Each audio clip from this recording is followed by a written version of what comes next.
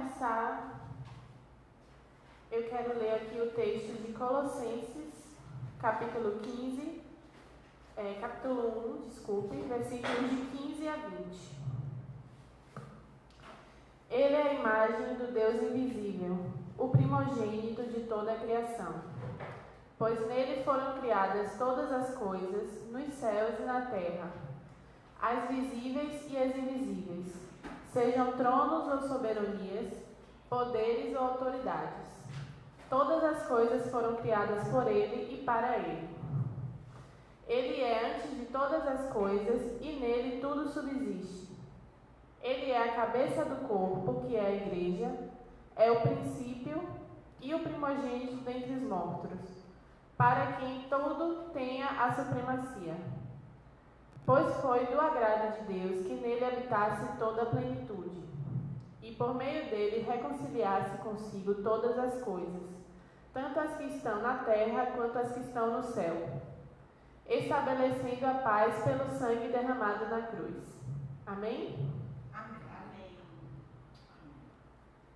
Vamos ficar de pé para louvar o Senhor nessa noite.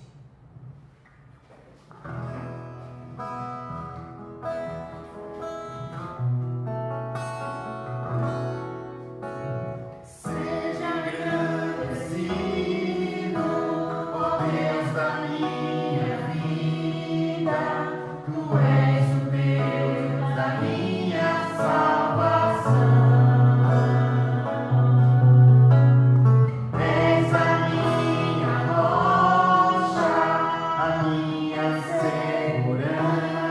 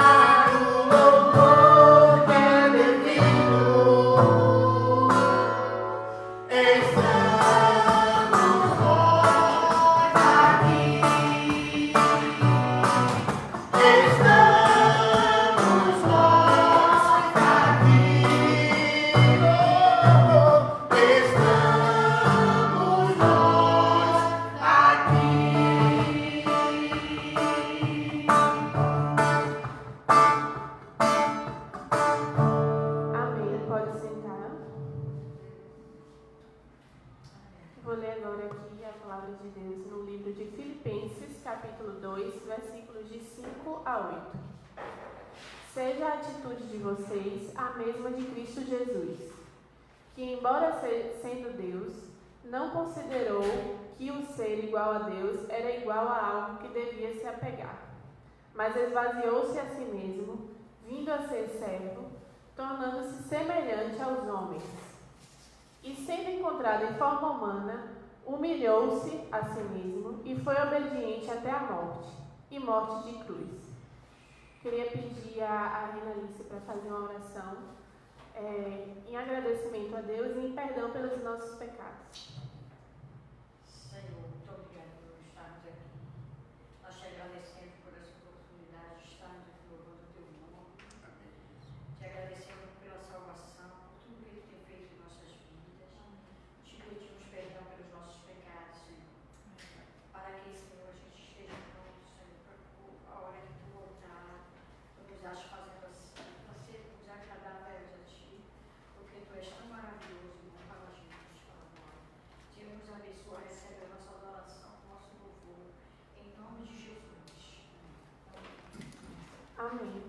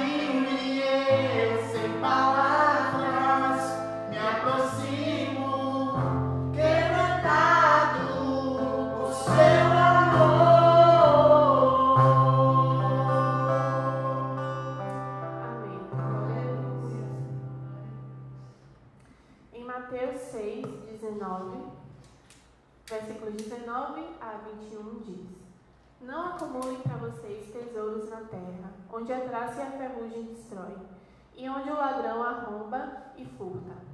Mas acumulem para vocês tesouros no céu, onde a traça e a ferrugem não destroem, e onde os ladrões não arrombam nem furtam. Pois onde estiver o seu tesouro, aí também estará o seu coração. Queria pedir a Zana para fazer uma oração em dedicação das nossas ofertas essa noite. Senhor Deus, nós te damos graças, ó Pai, porque estamos aqui mais uma vez na tua presença para te prestar esse culto, ó Deus. Que o Senhor se agrade de nós, que o Senhor receba a nossa adoração, nosso louvor, ó Pai. Te damos graças porque o Senhor nos dá a condição de aqui ofertar um pouco do que o Senhor tem nos dado, ó Deus. Todo o sustento vem do Senhor, nós sabemos disso. Tudo vem de Ti, ó Pai.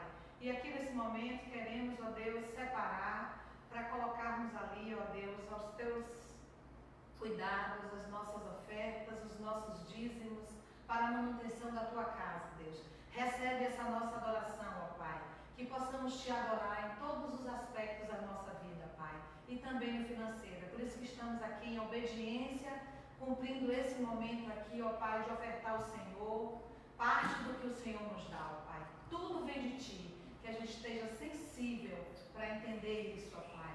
E precisamos muito que o Senhor se agrade dessa oferta. Precisamos muito que o Senhor se agrade deste culto, se agrade de nós nesta noite. Em nome do Senhor Jesus. Amém. Amém.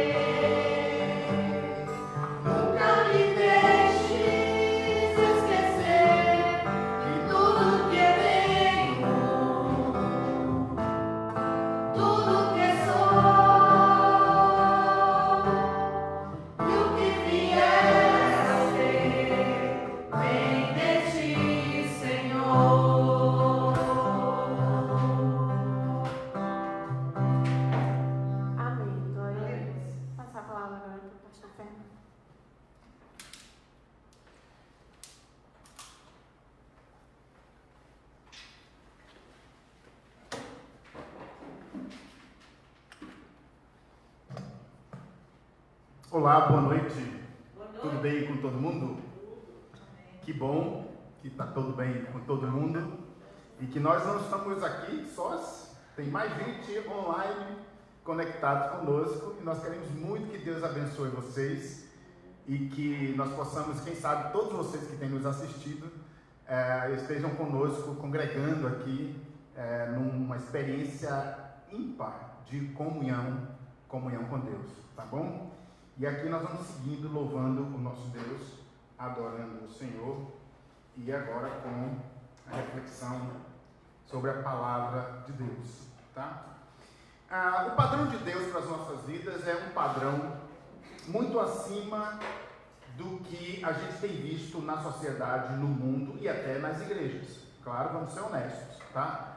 Nós, cristãos, deveríamos viver exatamente igual como Cristo viveu. Mas, por causa da nossa natureza decaída, corrompida por causa do pecado, aliás, é preciso dizer sempre que o pecado sempre foi uma mudança radical em toda a criação. O que mudou radicalmente toda a criação não foi a Pangeia, que separou os continentes, não foi a mudança climática. O que mudou radicalmente toda a criação, toda a natureza, todo o ecossistema, toda a forma de vida do ser humano a todas as demais criaturas de Deus foi o pecado. O pecado nos fez assim, nós nascemos no estado de pecado e por isso nós não conseguimos viver como Cristo viveu.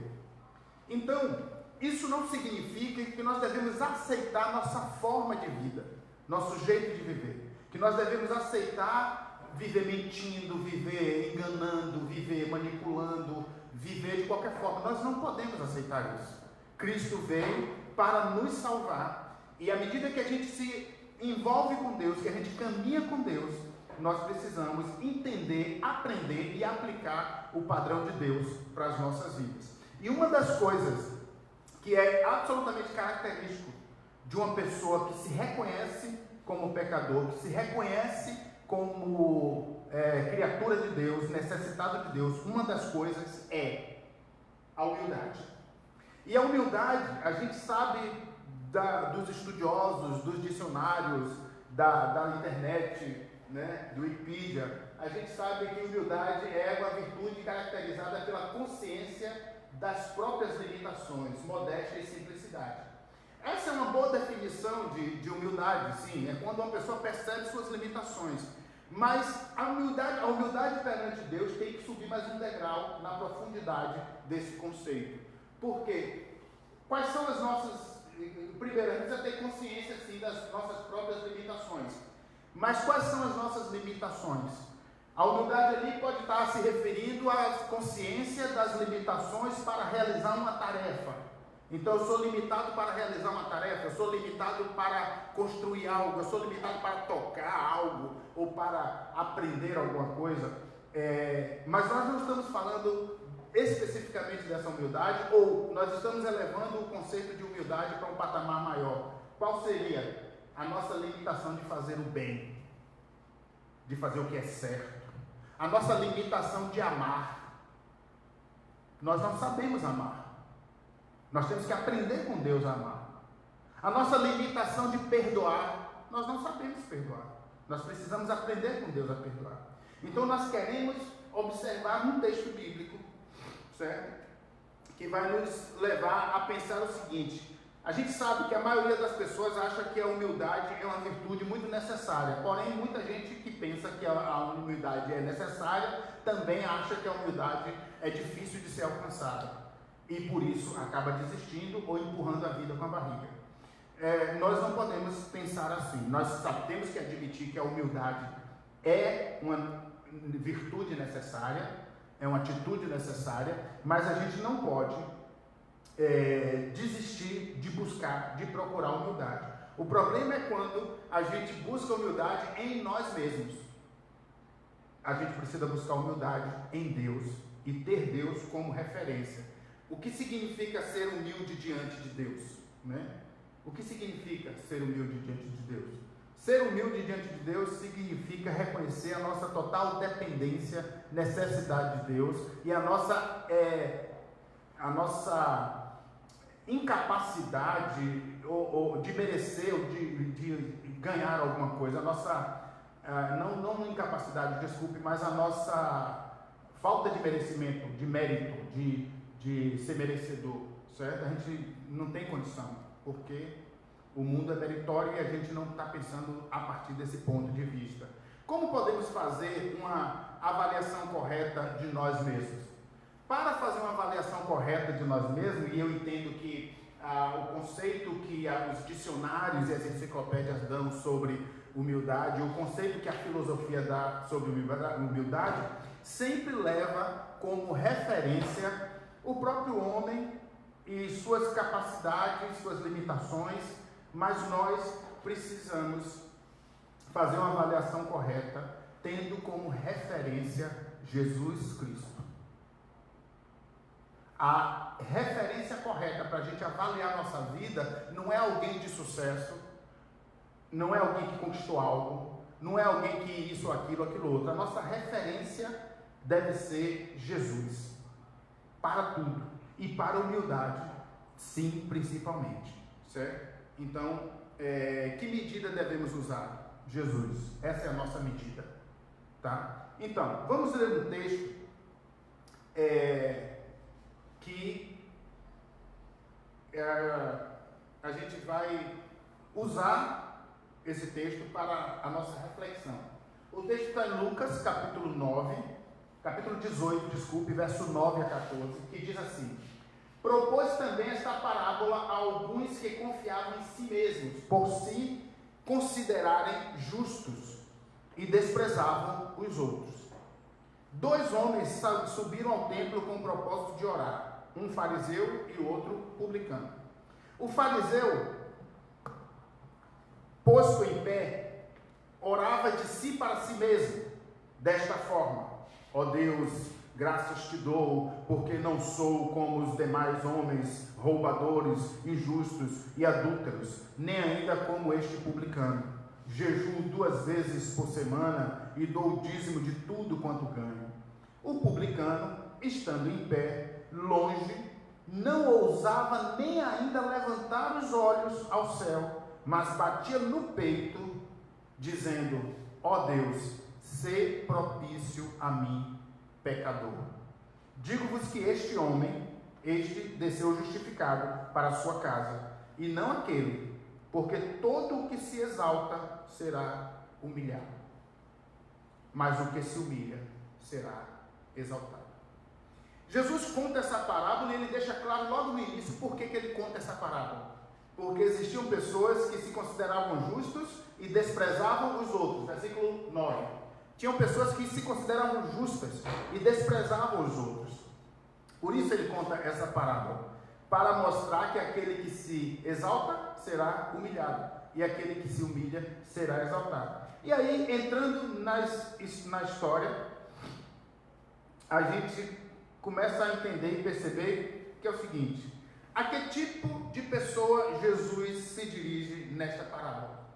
As pessoas que se consideravam gente boa, as pessoas que se consideravam top de linha, as pessoas que se consideravam o filé do mundo, dizendo: olha, eu sou melhor, olha, eu dou o dízimo de tudo quanto ganho, olha, eu sou jejum 2 vezes por semana, olha, eu faço isso, eu faço aquilo, graças a Deus que eu não sou igual a fulano, graças a Deus que eu não fumo, não bebo, não abuso ninguém, graças a Deus que eu vivo minha vida aqui em paz, trabalho, ganho do meu suor, graças a Deus.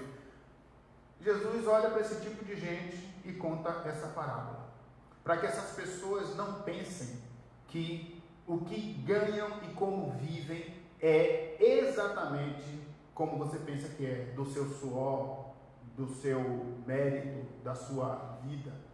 Tudo que você faz, tudo que você ganha, tudo que a gente ganha sempre com algum talento que nos foi dado por Deus.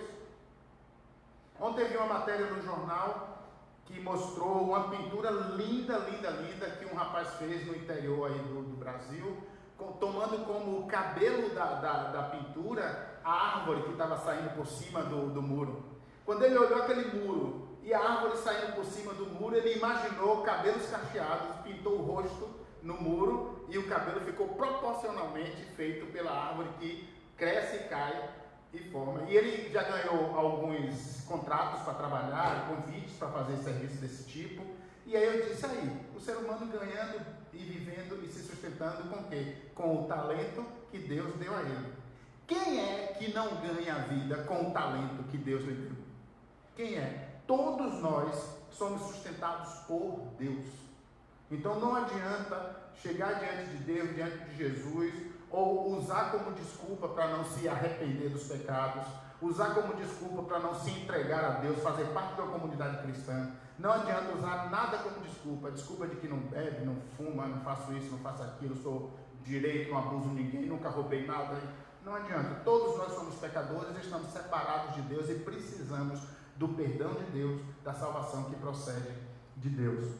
A resposta, alguns que confiavam em si mesmo. Aos que confiavam em si mesmo, certo? Não confie em si mesmo, confie em Deus, confie em Jesus. Não se considere justo, porque não há um justo sequer, nem um só. Pessoas que se achavam superiores às outras, não se considere superior a ninguém, porque ninguém é superior a ninguém. Superior é Jesus, você é igual a Jesus, vive como Jesus, faz tudo que Jesus fez, se você fizer, né? Mas Jesus veio exatamente porque nenhum homem consegue viver nem fazer o que Jesus fez. Então, quais as semelhanças, vamos pensar mais ainda no texto, entre o fariseu e o publicano? Havia semelhanças entre o fariseu e o publicano? Havia sim. Qual é a semelhança? Os dois subiram ao templo com o propósito de orar. É possível que dentro da igreja tenha a presença dos dois. Tanto do fariseu que disse, Senhor, graças a Deus que não sou como esse pecador, que eu jejuo, que eu dou dízimo, que eu faço isso, faço aquilo, graças a Deus que não sou como ele. E também dentro da igreja tem um outro, Senhor, tem misericórdia de mim e ser propício a mim, pecador. Porque o texto diz que os dois foram para a igreja, os dois foram orar. Então, estar na igreja, orar, não diferencia necessariamente o religioso do discípulo arrependido. Estar na igreja e orar não diferencia, certo? O que vai diferenciar é o conteúdo da oração e a postura na oração, certo?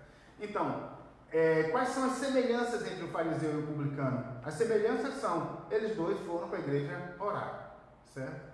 E os dois estavam lá orando, os dois de pés, os dois no mesmo lugar. Essas são as semelhanças. E quais são as diferenças? Tem duas diferenças a ser consideradas na maneira de avaliarem a si mesmo. Aí tem diferença. Um se avalia não enxergando defeito algum em si próprio. Se avalia só considerando suas virtudes, virtude de orar, de dar, de jejuar. Um se avalia assim. O outro se avalia dizendo, Senhor, eu sou um pecador. Essa é a diferença. Eu sou um pecador. Essa é a diferença deles considerando a si mesmo. E a diferença deles considerando em relação a Deus, na sua atitude para com Deus. O fariseu não enxergava defeito em si, nem achava que só restava a ele agradecer a Deus. Não achou diferença em si mesmo, né? E achava que só restava a ele agradecer a Deus por ele ser essa pessoa excepcional. Essa é a diferença quando ele considera a si mesmo, em relação a Deus, ele em relação a Deus. E o outro? No entanto, essa sua gratidão não era genuína, né? E aí o outro, o publicano, diz assim, o publicano tinha uma percepção de seus pecados que o levava a uma postura humilde diante de Deus. A diferença em relação a si mesmo, eles se consideravam tops e o outro pecador. A diferença em relação a Deus, um achava que só devia a Deus um agradecimento, porque ele era fera. E o outro dizia, não, Deus, eu sou pecador e o Senhor tem que providenciar uma oferta para mim, porque eu não tenho uma oferta para te dar. Quando diz, ser propício a mim, a propiciação era uma oferta. Então o homem está dizendo, Deus, eu não tenho condição de te dar um presente, qualquer que seja, nem a própria minha vida serve ser propício a mim. Então o Senhor providencia um presente para mim. Ele está dizendo, olha para Jesus e coloca Jesus como a oferta pela minha vida. E Jesus foi a oferta pela vida dele. E Jesus é a oferta pela nossa vida. Nós devemos fazer todos essa oração. Ser propício a mim, Senhor. Ou Senhor, consiga uma oferta para mim e coloque no meu lugar. A minha porção é o Senhor. Alguns coríntios cantam isso, né? A minha porção é o Senhor. Qual é a minha porção para Deus? O Senhor Jesus que morreu na cruz. Qual é o meu presente para Deus? O presente que Deus providenciou. Jesus na cruz. O que eu posso dar a Deus? Eu posso dar a Jesus. Porque qualquer que seja o presente, não serve. Então, qual é o resultado? Quem teve a oração ouvida por Deus? Os dois. Os dois tiveram a oração ouvida por Deus, mas atendida somente o humilde. Os dois tiveram a oração atendida por Deus. Interessante que esse texto, falando de humildade, desemboca em oração. Porque a postura de uma pessoa na oração tem que ser uma postura humilde. O cristão, quando buscar Deus, tem que buscar com humildade, jamais determinando qualquer coisa, jamais reivindicando qualquer cumprimento de promessa, jamais fazendo fofoca dos outros para Deus. Porque o que ele está fazendo aqui, o fariseu? Está dizendo, eu não sou como este pecador. Foi isso que o fariseu falou. Eu não sou como os outros. Ele está dizendo para Deus que os outros não prestam, mas que ele presta. Certo? Jamais nossa postura em oração deve ser apontando para quem quer que seja.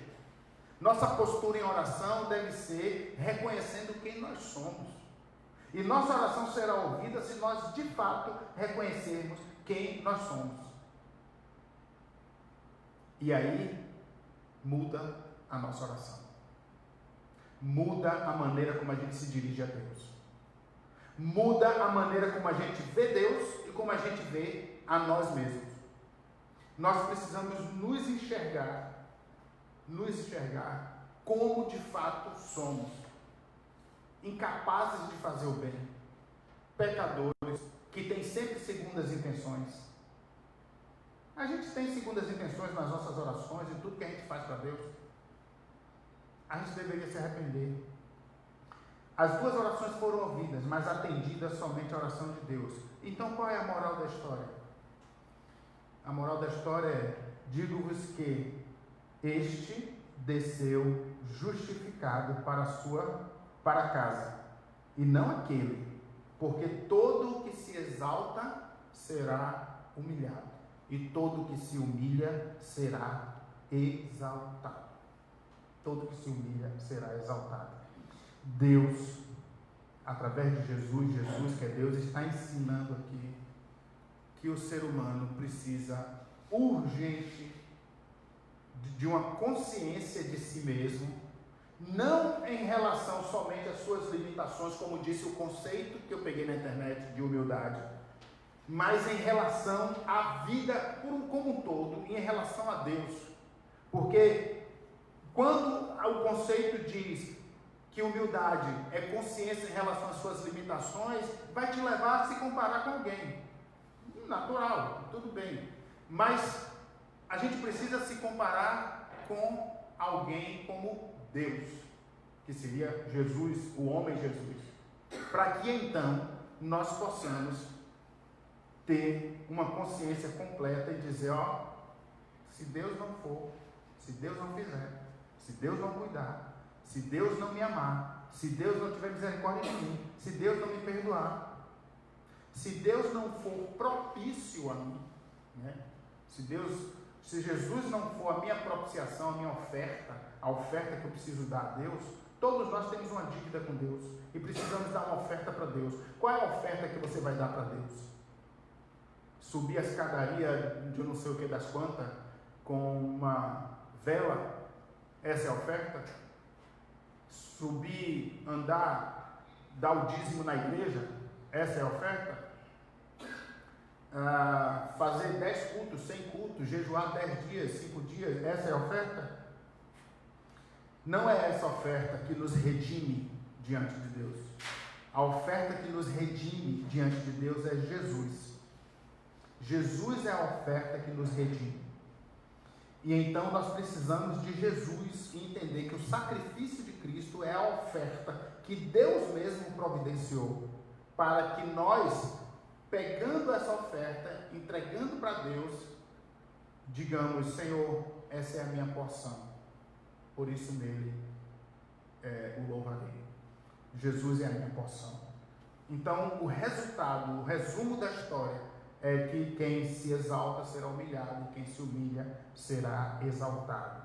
Cuidado, muitas vezes agimos como o fariseu, achando que coisas boas que fazemos produzem para nós algum crédito. Crédito para com Deus. Nada que a gente faça nos tornará merecedores ou dará para nós algum crédito para com Deus. Tudo que a gente faz deve ser para louvar a Deus, para agradecer a Deus por quem Deus é, por quem Deus faz, pelo que Deus significa para nós. Então Deus nos salva pela sua graça maravilhosa e nós vivemos uma vida de gratidão a Deus. Gratidão por tudo, tudo. Dízimo é gratidão, oração, louvor, adoração, trabalhar na igreja é gratidão. Tudo que a gente faz deve ser por gratidão. Jamais deveríamos fazer barganha com Deus tentando manipular. Porque superstição é a tentativa de manipular o sagrado. Toda superstição visa obter um favor por meio da ação realizada. Então superstição é a tentativa de manipular o sagrado. E nós não nos relacionamos com Deus assim: vou para a igreja porque Deus vai me dar aquilo, vou ser dizimista porque Deus vai me abençoar naquilo, vou fazer aquilo por causa disso. Não, nós não nos relacionamos com Deus assim. Nós nos rendemos, nos entregamos a Deus, vivemos uma vida de gratidão, e Deus tem prazer em abençoar os que vivem assim. Deus tem prazer em abençoar os que louvam a Deus. Deus tem prazer em fazer crescer, porque Ele está dizendo aqui que os humilhados serão exaltados. Quem exalta? Deus. Deus é que exalta. Quem vive uma vida de gratidão é exaltado por Deus. Quem vive uma vida de manipulação, de mentira, de ilusão, é exaltado pelo homem durante um período, e depois, quando você não serve mais, é descartado. É assim que é. Após a conversão, continuamos pecadores, certo? O texto diz que ele foi justificado para casa. Significa que ele foi perdoado, absolvido. Não, ele foi perdoado. A dívida dele foi paga, porque ele era culpado. Absolvido é quem não é culpado. Ele foi perdoado, a dívida dele foi paga, ele foi salvo e voltou para casa, certo? Então, quando ele diz ser propício a mim, pecador, ele está se arrependendo, ele está se convertendo ali, o Espírito Santo dele está agindo na vida dele, ele se converte, ele se entrega, e ele sai dali consolado, porque ele está sentindo que ele é pecador e não merece nada. Aí ele volta para casa, perdoado, salvo, justificado. Mas ele continua pecador, assim como nós continuamos, depois da conversão, depois de salvos, continuamos pecadores. Certo? Então, após a conversão, continuamos pecadores e continuamos necessitando de viver dessa forma piedosa. Nossa atitude deve ser de constante preocupação com os nossos pecados e não primeiramente com a nossa dor ou sofrimento. A nossa dor ou sofrimento não pode estar acima da nossa preocupação com o nosso pecado. Porque o pecado ofende Deus. E a nossa preocupação deve ser maior em ofender o Deus que nos criou, que nos ama, do que na minha dor, na minha tristeza, no meu sofrimento, porque naturalmente, quando a gente está passando por lutas, a gente coloca essa luta num lugar mais alto, ou para todo mundo ver, alguns fazem isso, ou para ninguém ver, mas você mesmo já colocou aquilo como algo que você diz, eu não merecia passar por isso, eu jamais mereci passar por isso. A gente sempre supervaloriza, ou de uma forma ou de outra, superestima a nossa dor e o nosso sofrimento. Mas a gente não tem a mesma preocupação com o nosso pecado. Por isso, nossa atitude deve ser de constante preocupação com os nossos pecados e não primeiramente com a nossa dor ou o nosso sofrimento. Se nós nos preocuparmos com o pecado, vamos confessar o pecado, vamos buscar a Deus, pedindo a Deus perdão, Deus nos orienta, nos guia e nos conduz para passar pelo sofrimento, pela dor, pela tristeza, com aprendizado, superando e tocando a vida. Deus nos exalta, né? É Deus que nos exalta, certo? Devemos buscar a santificação, que é a mudança de nossas atitudes para com Deus e para com os outros. A gente deve buscar a santificação. E aí, a gente precisa entender que humildade perante Deus consiste em avaliar-se a si mesmo por padrões divinos e não por padrões humanos, certo? A humildade perante Deus é fator essencial na justificação. A humildade é fundamental na oração. E aí, uns textos para a gente concluir, lembrando da palavra de Deus, que diz assim: porque a graça de Deus se manifestou salvadora a todos os homens, ela nos ensina a renunciar à impiedade e às paixões mundanas e a viver de maneira sensata, justa e piedosa nesta era presente, enquanto aguardamos a bendita esperança, a gloriosa manifestação de nosso grande Deus e Salvador, Jesus Cristo. Ninguém tenha de si mesmo um conceito mais elevado do que deve ter, mas ao contrário tenha um conceito equilibrado de acordo com a medida da fé que Deus lhe concedeu. Seja a atitude de vocês a mesma de Cristo Jesus, que embora sendo Deus, não considerou que o ser igual a Deus era algo a quem devia apegar-se, mas esvaziou-se a si mesmo, vindo a ser servo, tornando-se semelhante aos homens. Não combinei nada com o outro, está sincronizado aí. O orgulho do homem o humilha, mas o espírito humilde obtém honra. Todos versículos bíblicos falando sobre a humildade, certo? A humildade. Nós somos orgulhosos, vaidosos, mas precisamos ser humildes. Nós somos limitados e precisamos reconhecer essa limitação. Nós precisamos de Deus como padrão da nossa humildade, como referência para ser humilde. Nós precisamos de Deus como padrão. Tá bom?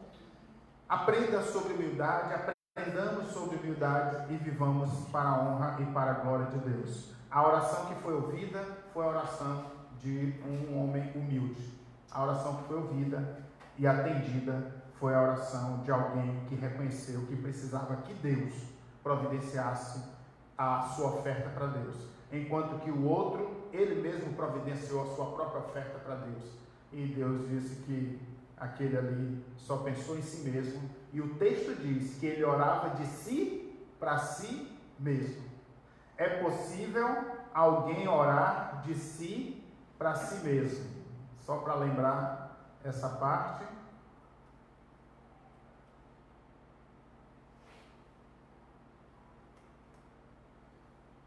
Propôs também esta parábola a alguns que confiavam em si mesmo, por se considerarem justos e desprezavam os outros. 2 homens subiram ao templo com o propósito de orar, um fariseu e o outro publicano. O fariseu, posto em pé, orava de si para si mesmo. Quem ora se exaltando, está orando de si para si mesmo. Oremos exaltando o Senhor. Oremos confessando os nossos pecados. Oremos com humildade, e a humildade é extremamente necessária para as nossas vidas, para os nossos relacionamentos. Que Deus nos abençoe, abençoe a todos, em nome de Jesus. Amém. Vamos orar, pedir a Deus que nos ajude a sermos humildes. Deus, nós louvamos o Senhor e pedimos ao Senhor que nos ajude a aprender com o publicano, a ser humilde, aprender com o publicano a ser quebrantado de coração e reconhecer que o Senhor é Deus e que o Senhor é que é ilimitado e, portanto, devemos buscar ao Senhor, louvar ao Senhor e adorar ao Senhor, reconhecendo que somos pecadores, Pai. Ouve as nossas orações por misericórdia e compaixão e nos ajude a passar nas lutas, nos ajude a te louvar, nos ajude a viver tendo Cristo como referência de nossas vidas. Em nome de Jesus, nós te louvamos e te agradecemos. Amém. Amém.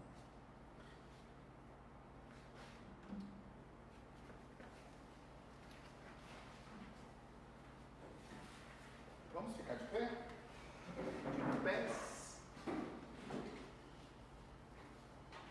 Deixa eu pegar aqui.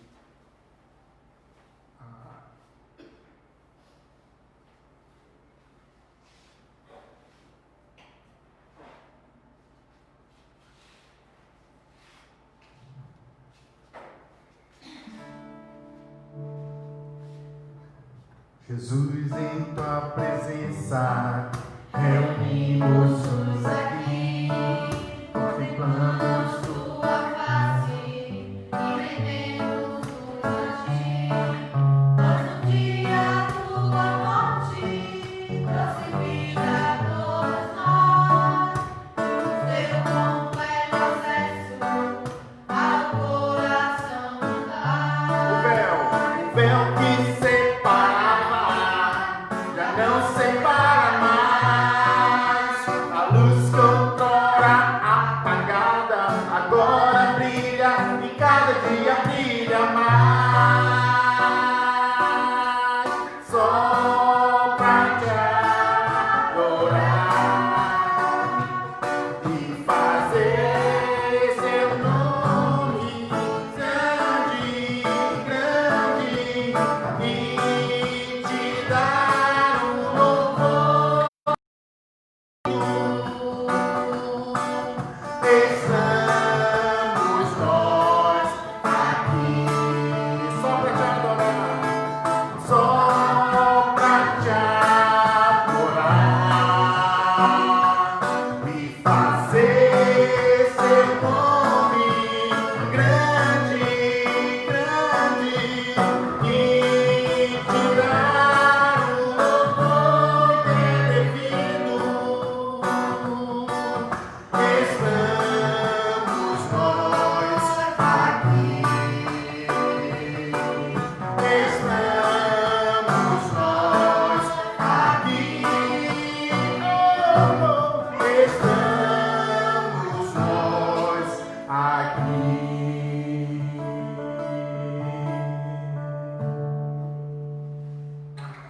Amém. Que a graça do nosso Senhor e Salvador Jesus Cristo, que o amor de Deus, o Pai, o consolo e a comunhão do Espírito Santo de Deus repouse sobre todos nós, sobre nossos familiares, sobre nossos irmãos que estão em viagem, hoje e para todos sempre, Senhor. Que a Tua graça repouse sobre o Brasil, Deus, e que a Tua graça, Pai, revele a verdade que liberta para esse país, em nome de Jesus. Amém.